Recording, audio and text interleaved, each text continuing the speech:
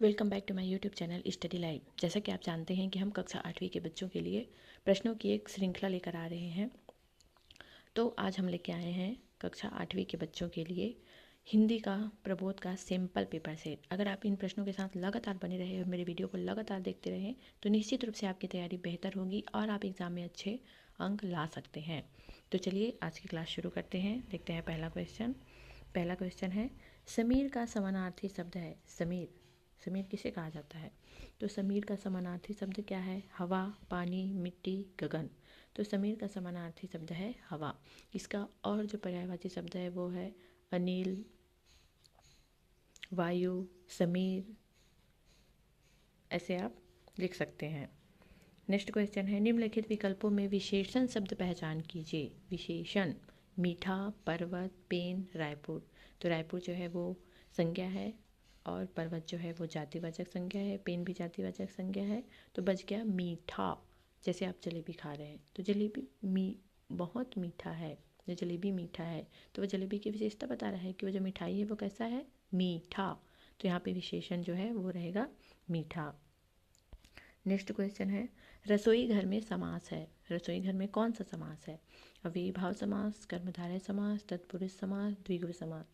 तो रसोई के लिए घर, तो ये है तत्पुरुष समास। यहाँ पे कारक चिन्ह का प्रयोग हो रहा है, मतलब जहाँ पे कारक चिन्हों का प्रयोग होता है वो है तत्पुरुष समास। नेक्स्ट क्वेश्चन है, आकर्षण का विलोम है। आकर्षण, सम्मोहन, घर्षण, विकर्षण, अस्वीकार। तो आकर्षण का विलोम शब्द है विकर्षण। सबला देथे फूल फर, सबला देथे छाँव।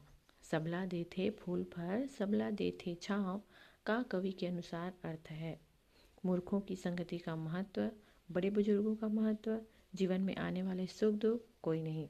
तो सबला देथे फूल फल, सबला देथे छाँव का कवि के अनुसार अर्थ है कि जीवन में आने वाले सुख दुख, कभी वो फूल फल देता है और कभी वो देता है छाँव। एक वाक्य में उत्तर दीजिए। कटुक वचन मत बोल के लेखक का नाम है। कटुक वचन मत बोल जो हिंदी के पाठ में है उसको किसने लिखा है? तो इसको लिखा है रामेश्वर दयाल दुबे ने। नैन अद्योने, इसका आशय क्या है? नैन अद्योने का आशय है संतुष्ट होना। नेक्स्ट क्वेश्चन है, किन्नरों का आश्रम क्या कहलाता है? तो किन्नरों का आश्रम कहलाता है दयहार। पार्किंग निषेध का चिन्ह बताओ। पार्किंग निषेध का जो चिन्ह है वो पी रहेगा और पी में एक साइड से ऐसे क्रॉस हुआ रहेगा, वो है पार्किंग निषेध। पल्ला मारना, इसका अर्थ क्या है? पल्ला मारना मुहावरे का अर्थ है भाग जाना। अब है नेक्स्ट क्वेश्चन, रिक्त स्थानों की पूर्ति कीजिए। खालिस्तान विश्व प्रसिद्ध भारतीय पक्षी वैज्ञानिक है। तो यहाँ पे रहेगा डॉक्टर सलीम अली, विश्व प्रसिद्ध भारतीय पक्षी वैज्ञानिक थे। खालिस्तान असावधानी के चलते रेल दुर्घटना का शिकार हो गया। अचल जो है वो असावधानी के चलते रेल दुर्घटना का शिकार हो गया था।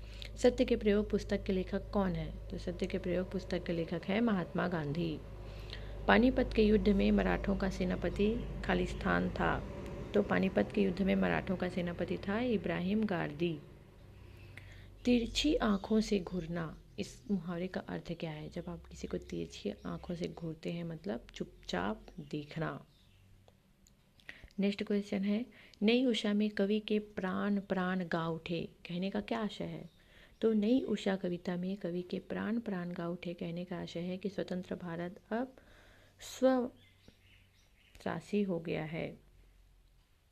सुधीर मन ही मन श्रीकांत से ईर्ष्या क्यों करता था? सुधीर मन ही मन श्रीकांत से इसलिए ईर्ष्या करता था क्योंकि श्रीकांत को सब लोग अच्छा कहते थे और वो पढ़ाई में भी अच्छा था, सभी उसके साथ रहना चाहते थे, तो सुधीर उससे मन ही मन जलता था। अहमद शाह अब्दाली इब्राहिम से क्यों घृणा करता था? तो इब्राहिम गारदी मराठों का सेनापति था, उससे मुसलमान होकर भी मराठों की नौकरी की, इस कारण से अहमद शाह अब्दाली उससे घृणा करता था। दीदी की डायरी संजू ने क्यों पढ़ी? दीदी की डायरी संजू ने इसलिए पढ़ी क्योंकि संजू भी डायरी लिखना चाहती थी, लेकिन वो कैसे शुरू करे ये उसे समझ में नहीं आ रहा था, इसीलिए संजू ने दीदी की डायरी पढ़ी।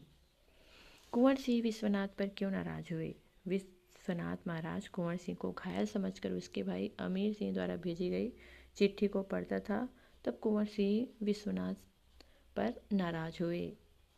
सत्यबोध समाज का क्या उद्देश्य था? तो सत्यबोध समाज का एकमात्र उद्देश्य था सत्य की खोज में लगने वाला समाज।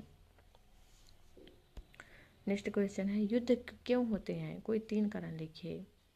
तो विभिन्न देशों के मध्य आपसी तालमेल की कमी व विश्व में पहले वर्चस्व का दिखावा युद्ध को जन्म देती है। जब दो देशों के बीच जो है तालमेल नहीं बैठता या फिर कोई किसी पर अधिकार करना चाहता है, शासन करना चाहता है, तब होता है युद्ध।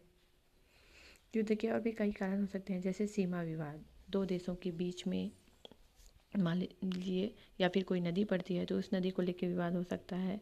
आतंकवादी गतिविधियों के चलते विवाद होता है। मानवीय संवेदनाएं नहीं होती तब होता है। व्यक्तिगत स्वार्थ होता है या फिर मानवीय मूल्यों की अनदेखी होती है तब होता है युद्ध। सावित्रीबाई फुले ने महिलाओं के कौन कौन से कार्य किए? सावित्रीबाई फुले ने महिलाओं के निम्नलिखित कार्य किए। बाल सुधार गृह में कार्य करवाया, महिला शिक्षा के लिए कार्य करवाया, विधवाओं के जीवन स्तर में सुधार के लिए कार्य करवाया और बेसहारा बुजुर्गों की सेवा की। नेक्स्ट क्वेश्चन है, कुतुबनुमा का क्या अर्थ है? तो कुतुबनुमा का अर्थ है दिशा सूचक यंत्र जिससे दिशा का ज्ञान होता है।